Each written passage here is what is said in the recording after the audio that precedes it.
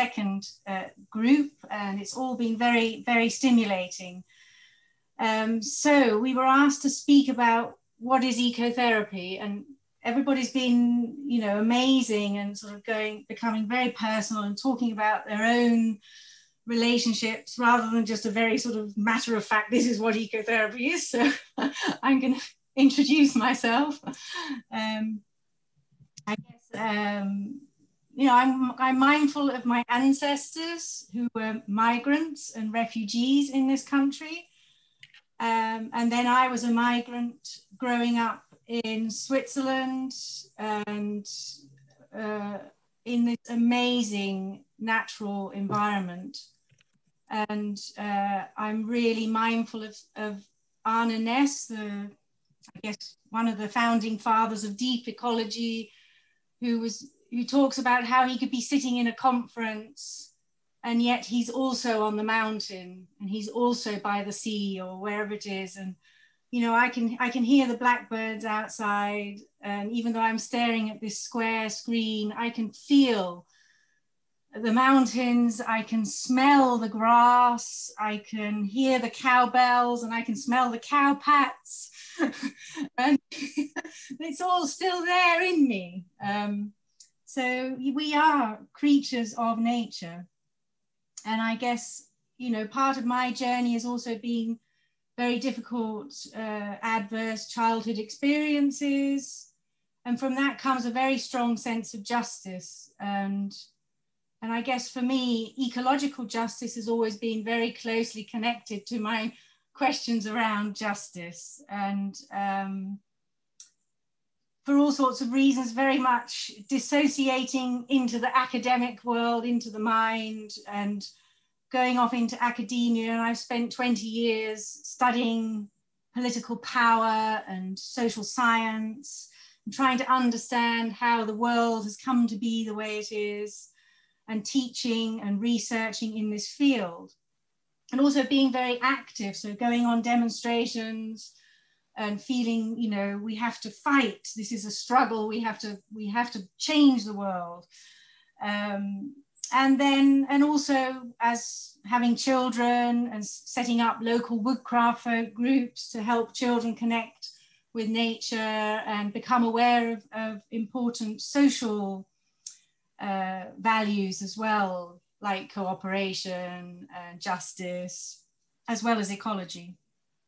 And then having my own healing process and therapy, and very much sitting at one point with a therapist who was basically trying to tell me that my care about the planet was just very pathological and to do with my childhood, you know, and sort of thinking, well, that doesn't feel right, because although I can see that, yes, maybe why I'm so fired up about justice was because of the injustices in my childhood, there is still also a need to be fired up about these injustices. And also just moving from the political, the global, thinking about global politics, which is what I've taught for so many years, to more the inner world of politics and power, and those inner relationships and that inner psychic terrain that I was becoming much more interested in and wanting to move into. And I had my epiphany at the Edge of the Wild gathering, which is also where I met Caroline and Debbie, that I wanted to become a therapist myself. So, and that's how I guess I'm finding myself in this space. So what is ecotherapy? I guess it combines, and I'm sorry, I don't have any slides. It combines the two words eco or ecology and therapy. Paul has also already talked about that. Eco being the oikos, but ecology for me is about interconnection and relationship, the radically interconnected web of life that we humans are part of and that we share with countless other species and life forms, and on which we fundamentally depend. So there's a continuum between the natural world and the human world. And therapy, as I understand it, is about a safely contained space to foster healing by bringing to mind aspects of our of our being that may be outside of our awareness, so unconscious processes. So a counselor or a psychotherapist supports a client in relationship, listening to them, witnessing them, honoring them, helping them to reflect on themselves and their lives, their relationships, their difficulties, their patterns, their constructed view, and fostering a space to see and feel things differently and to hopefully bring about acceptance and change.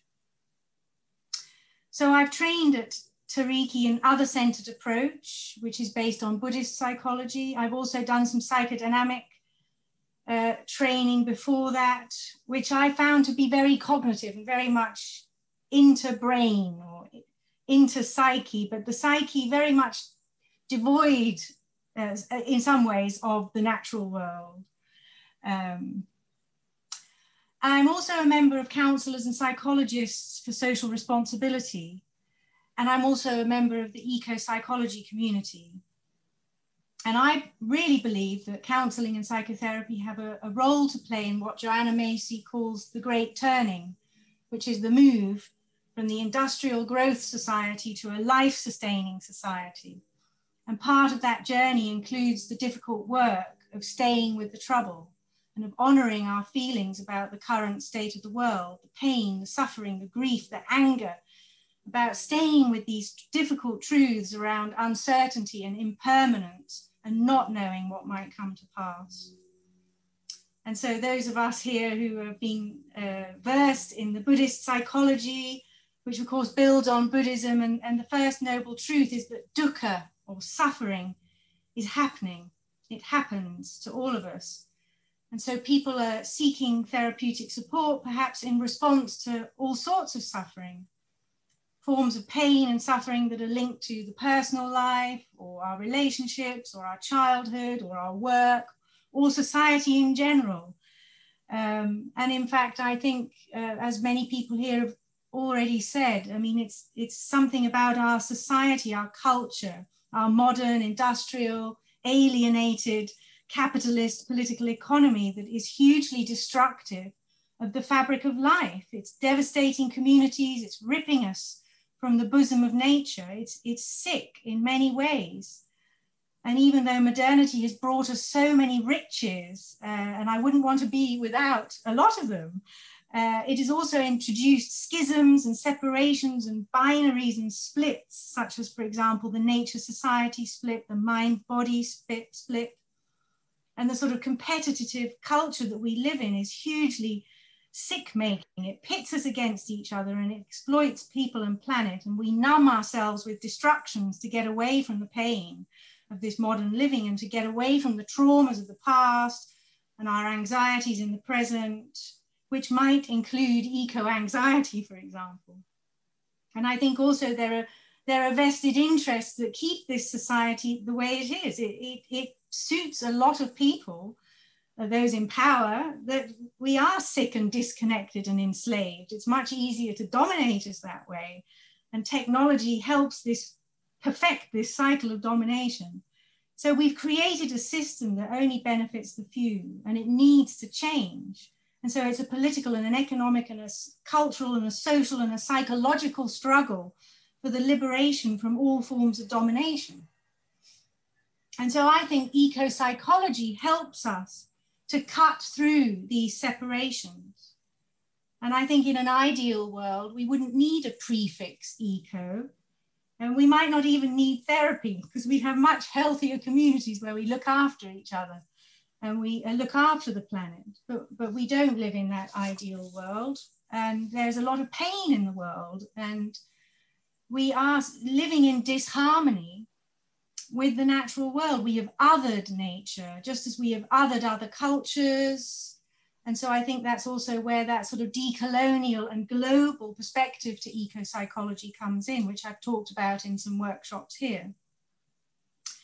And so where does therapy come in then? So I see myself as practicing integrative, holistic counseling and psychotherapy. So my intention is to sit with someone and witness their pain and their suffering. And for me, the eco is never absent. It's a state of consciousness. Our souls, our bodies, and our minds are not separate. We are biopsychosocial creatures, as Gabor Mate so beautifully reminds us. We belong to Earth, so forgetting or denying those ties alienate us from ourselves and from nature. So I think ecotherapy brings ecological awareness to the therapeutic relationship. Ecotherapy may take place outdoors, but it doesn't have to. There's no separation between the indoors and the outdoors. It is all earth. Our chairs and our computers are made of earth. It is the expansion of the therapeutic container to include the whole, indeed the whole globe, that embodies ecotherapy for me. And of course, going outdoors is very valuable. There are known positive benefits from being outdoors, as Satinder spoke about earlier. Also, even just the research has been done that even just having a picture of the natural world on your hospital wall or a window to be able to see outside fosters healing. So we know the evidence is there that we need to be connected to the natural world.